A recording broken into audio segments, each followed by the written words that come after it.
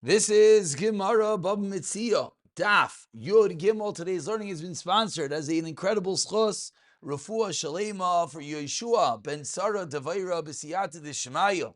All the learning should bring a quick and complete Rafua Shalima to Yeshua ben Sarah Dvora b'seich sha'ar Chayla Yisrael. And pick it up on the bottom of Yudbeis and Midbeis. We read the Mishnah in the previous year, which is a little bit of a hakdama to the next sugya, which is a matzah shtari chayv. You find a document, a debt, a loan. Ruvain lent money to Shimon, and the question is it Ruvain's, is it Shimon's, does it go back to the borrower, does it go back to the lender? So the Mishnah differentiated as to whether there is a chrayis nechasim. A chrayis, of course, being that you can collect from encumbered properties. You don't only collect from cash, but you even collect from lands that the borrower might have sold. So the Mishnah said, if there is a chrayis, then you do not return it. If there is not a chrayis, then you do return it. Says the Gemara b'mayaskino. Let's get a little bit more clarity as to what exactly is the case. You'd Beis, beginning the Gemara. If you're going to tell me if the loiva admitted that he owes money, that there was a loan and he did not pay it back, so even if there's a chrayis, even if you could potentially collect from other properties, why not return it? The borrower admitted that he owes this guy money. And if the case is where the loiva did not admit it, so when there's no achrayis, why is that a reason to return it? Very good. It's true. So if you return it, it won't mess someone else up. But if you're going to be able to collect from this loiva. And who's to say that the malva, the lender, is more right than the loiva? So why would you return it? So the Gemara wants to figure out, whichever way you turn it, we cannot understand what the case is. So answers the Gemara, Lo'ilam k'shachayim moida. You know what the case is? The case is, in reality, the loiva admitted that he owes he borrowed money, he did not pay it back. So why over here, if he's maida, do we not return it even if there is a chrayis? He said he owes him the money. So return it even if you could collect from encumbered properties, from lands that the loiva sold in the interim. The reason being, says the Gemara, the Chayshina, you know we're concerned with Shema Kosav Lil Voice Benisan Veloy Loiva Tishrei. That maybe the document was written up in advance of when the actual loan happened. Maybe the document was written up in Nisan, Pesach time, but the actual halva, the actual loan, did not occur until 6 months later, until Rosh Hashanah time. And what's the problem? It's true that this loiva admits that he owes the money. The problem is, you're going to come to collect inappropriately, because you're going to go to collect, let's say between Pesach and Rosh Hashanah, let's say between Nisan and Tishrei, this loiva sold a piece of land. So now you have a document stating that there was a loan dating all the way back to Nisan, and when he sold the land through his time, you're going to go and collect from that person. But are you allowed to? The answer is no, because the halva didn't actually take place until Tishrei. Says the Gemara, if such is true, Kol Shtari doesn't come on Nechashlu. Says the Gemara, this should be a concern always. Because let's think about this. We have a lender, we have a borrower, we have a document, we have a debt. And we're saying, but wait, maybe the document is incorrect. So why are we always concerned about that, says the Gemara? Why are we always worried anytime I have a document that says that Ruvain lends Shimon $100 in such and such date? Wait, maybe it didn't happen until a later date. Says the Gemara, hacha over here, nechashlu hachi. We should be worried about this. Answers the Gemara, kol shtari loy rei. A regular star doesn't have a reisa. There's nothing wrong. It's a good document. There's a borrower. There's a lender. There are signatures. There are witnesses. Everything is good and dandy. But in our case, there's a unique problem. Honey Rei, there's a Reisa. What's the Reisa? Says the last Rashi on the page. Hayel Vinafel, you dropped the document that the guy owes you money. Itra, that creates a Reisa, that creates a question. There's a flaw. Wait, is there something fishy over here? Because maybe it wasn't an actual correct document. Says more if that is true. It's not that which learned to the Mishnah. We're 5 lines from the bottom. We're allowed to write a star for the leiva even if the malva is not there. Since the malva is not there, so then the Eidim certainly didn't sign on the correct document, and therefore says the Mishnah that we are allowed to write such a star for the leiva. Why is that true? Why are we not worried that it didn't happen at the right time? Says the Gemara. So what's going on? How can we write up such a star? Why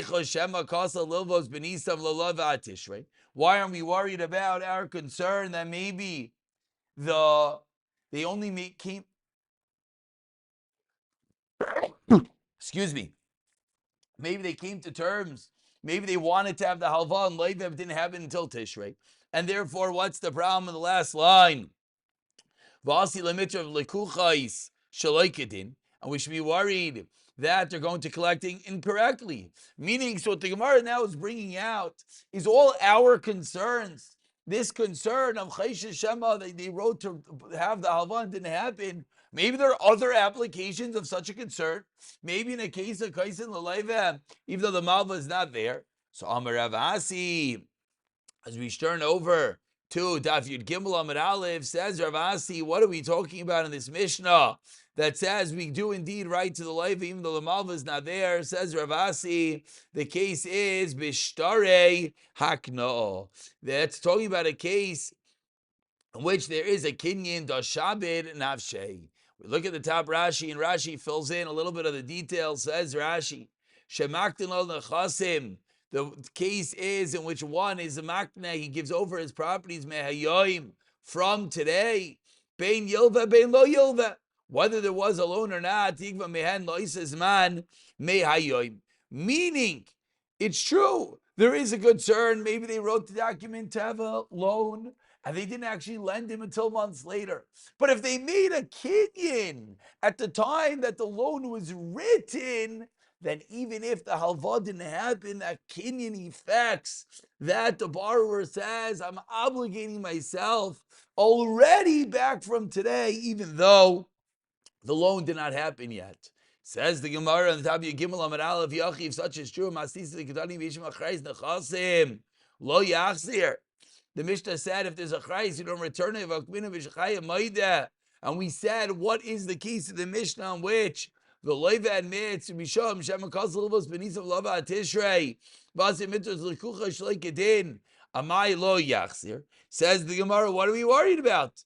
Nechsi, let's see. If it's a stark, not like we're talking about over here, he was mishavid himself. There should be nothing to worry about. Why? Because we just said that if the malva is not there, we don't write up the star. So says the Gemara, going back in circle, what is the case of the Mishnah? So Amr L'cha Rav Asi responds, Rav Asi, 10 lines down. First word in line is Rav Asi. Aval gav d'shtari dilavak no ki leka malva badei lo kasvinon. Even a star without akna, even when you're not obligating yourself, when the malva is not there, we do not write such a star.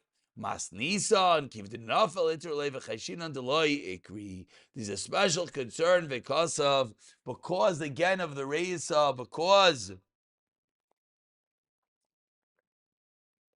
the star was dropped and subsequently found. That's the reason why we have this unique concern. And that is part A of today's shiur, which again is figuring out the case in the Mishnah. And almost parenthetically, but as we'll see in a moment, this is going to take center stage. We've dealt with the case of Kaisin Shtar L'Leiva, even though the malva is not there. Just to explain that case one drop deeper. The leiva, the borrower, wants a document written up that he is borrowing money. Now, if the malva, if the lender is not there, how could the borrower borrow money? The answer obviously is he's not borrowing money. He's writing a shtar, obligating himself. Why would he do such a thing? So that at a later date, when he convinces the malva, the lender, to actually, sorry about that. When he convinces the malva, the lender, to actually lend him the money, what's going to happen? He'll have the document ready. So even though he's then obligating himself early, which is what the Gemara is saying, we're not worried about that. So comes along Abaye and says, Abaye, another way of learning. Even though the malva is not there, Abaye Omar, Edav b'chatumim zachin loy. Says Abaye, Edav, witnesses with their signatures are zoichet. They create a lien, they create the shibud when they sign the document, even before the actual halva happens. The malva is not even here, but because the Eidim sign on such a shtar, that creates the lien. Va'afilu shtarei the lavakno.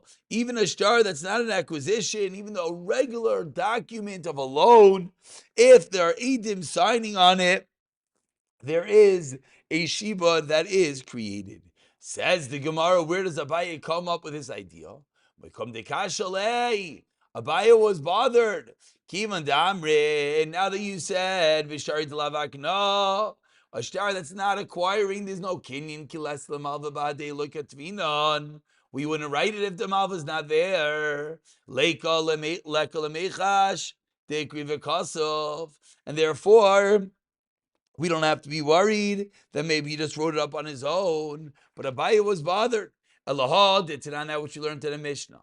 If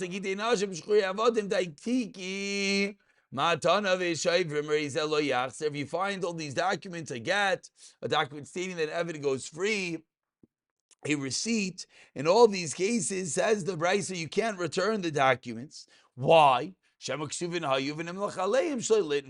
Maybe they were written up, but they weren't actually used. They wrote up a get, but he didn't actually divorce his wife. Says Abaye, this is what was bothering Abaye.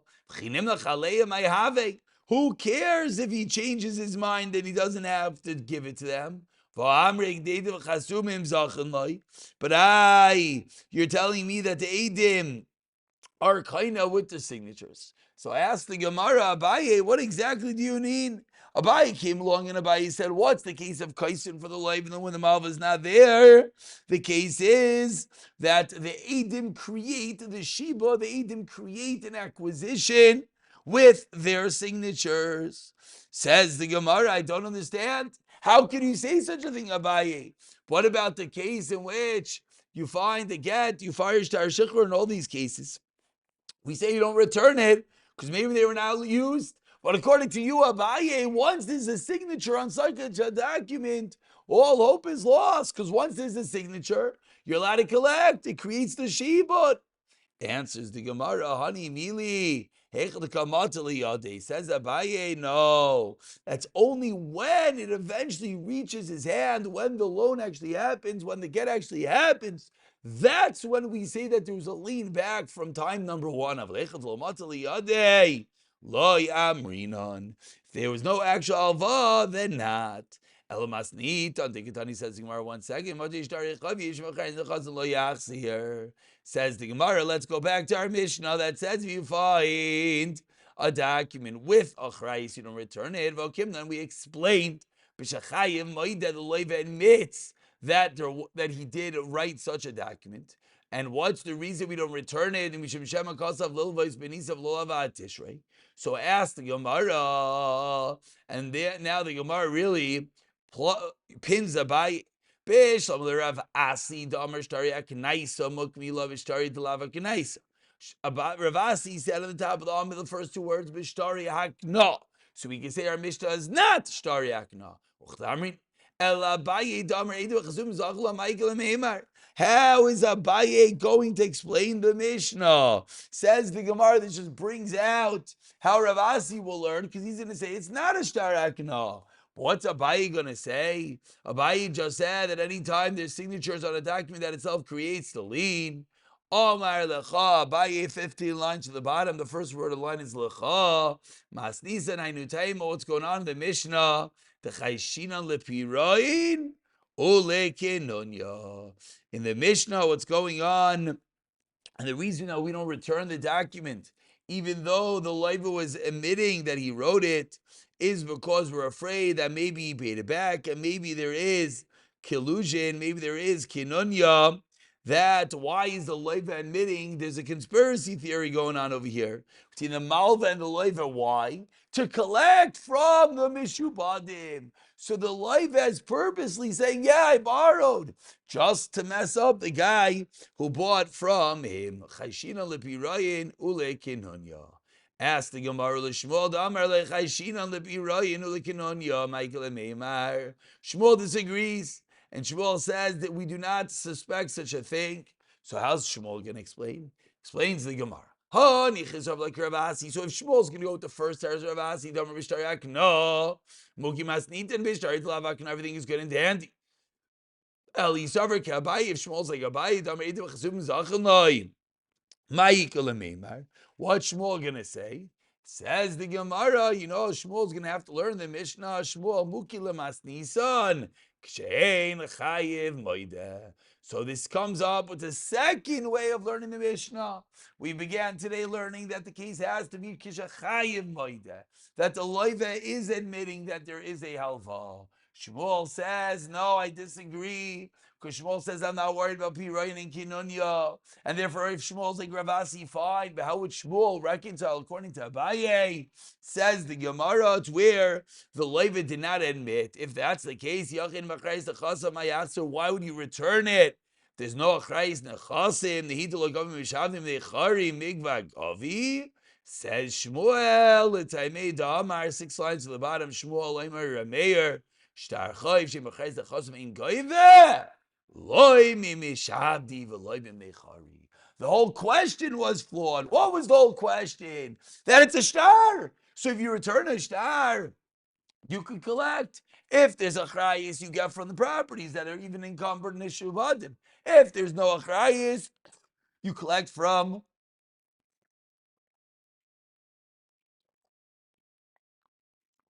the chayri. So what was the question? Excuse me. So the question was that according to Shmuel, why would you return the document? You can still collect from an echari if the loiva did not admit to anything. Says the Gemara that you can't collect because we're going within the opinion of Rameir. Says Gemara Shkayach. What do the Mishnah mean? You're returning a document, it's a piece of paper, it has no usage. Says the Gemara, the classical Karetz. You're right. There's no real usage. We know you could use it for. You could use it as a bottle stopper. You could take this piece of paper and the malva could wrap it over the top of his bottle. Says the Gemara 2 lines to the bottom. If the whole reason you're returning it is not to collect with, because you're going with the opinion of Rav Meir that you cannot collect with such a document, not from Mishubadim, nor from Ibnei Chayrin, not from properties and not from cash. So says the Gemara, why do you return it? Because you can wrap it on your bottle. Says the Gemara, so why give it to the malva? Give it to the loiva. Answers the Gemara, loiva hu da'amar lehadam. As we turn over to Yigim Lebeis, the loiva is not admitting to anything. Loiva is saying this whole case is fabricated. He has nothing to do with the shtar. So why would we return it to him? The malva is at least claiming it's his. So the malva can't collect with it, but at least allow the malva the usage of the piece of paper.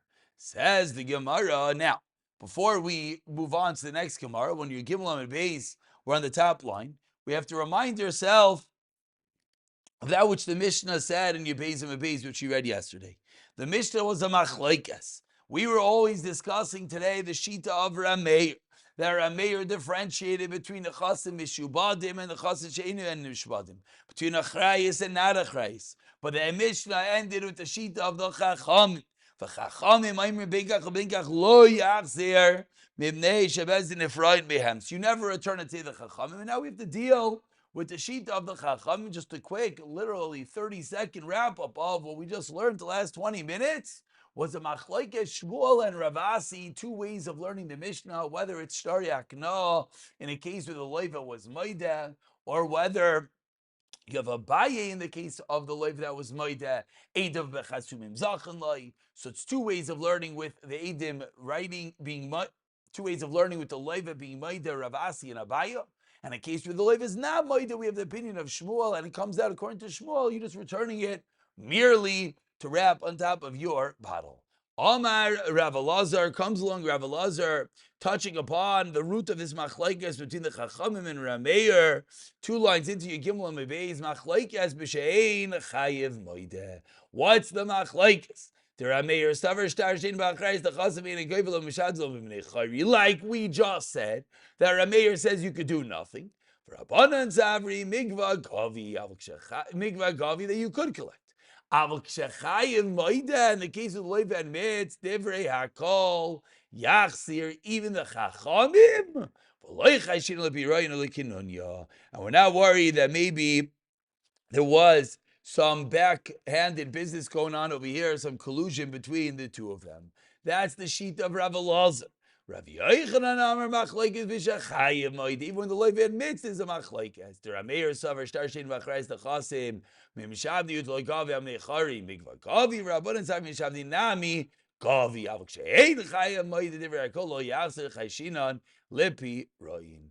So says the Gemara that what's going on over here, we have Rav Elazar and we have Rav Yochanan, two different ways of learning the machlokes in the Mishnah. Again, Rav Elazar is saying the case of the Mishnah is a machlokes when Rav Elazar is saying, that the machlokes is b'shein chayiv moida, whereas Rav Yochanan comes along and Rav Yochanan and it comes out that we're not worried about Pirayin and Kinunya, and Rav Yochanan came along and he said no, the exact opposite. The machlokes is where yes, the loiva is moida, and that's two different approaches how to learn up the machlokes in the Mishnah. And with that, 2 lines from the Y lines, the Gemara continues. Tanya kavasei de Rav Yochanan utiyofta de Rav Elazar. We can have a brisa, which is going to be a raya to Rav Yochanan. And of course, if it's a raya to Rav Yochanan that we're talking about with the loiva admits, then it's a kasha on Rav Elazar. Says the Gemara, utiyofta de Rav Elazar b'chad, utiyofta de Shmuel betarti. So we can have one brisa. And this brisa is going to effectively prove Rav Yochanan, as well as ask a kasha on Shmuel on 2 accounts, and ask a kasha on Rav Elazar on 1 account. And here is the brisa, and with this we're going to conclude on the first wide line. Matzah shtare chayv. If a shtar chayv, if a document is found, v'yesh behen achrayis the chasim. Af al pi sheshtei amoidim.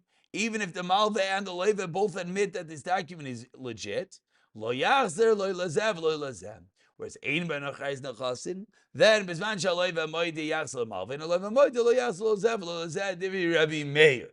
Shahaya Rameir Oimer shtar shish v'achayz nechasim gom nechasim mishubatim. V'sheim achayz nechasim gom nechasim v'nechayr. V'chacham imayim mechazev v'chazev gom nechasim mishubatim. So this is a brisa. Very, very similar to our Mishnah, but a few critical details that explain more explicitly what's the case in the Mishnah. So says the Gemara, what do we see from this brisa? Tiyofta de Rav Elazar b'chada. We have a kasha on Rav Elazar. Why? Da ma'aler Rameir sharshin machayis dachazim in a government dachazim mishubadim lamachazim in a chayrin. Vikamar, and Rav Elazar said the opposite. Bein the Rameir, bein the Rabbanan, lo yechashin lekununya. That's kasha number 1. Now says the Gemara, ubrayis katani sharshem machayis dachazim mishabdi utlo gavi amnei chayir mikva gavi vikatani. And what did Rav Elazar say? What did the brisa say?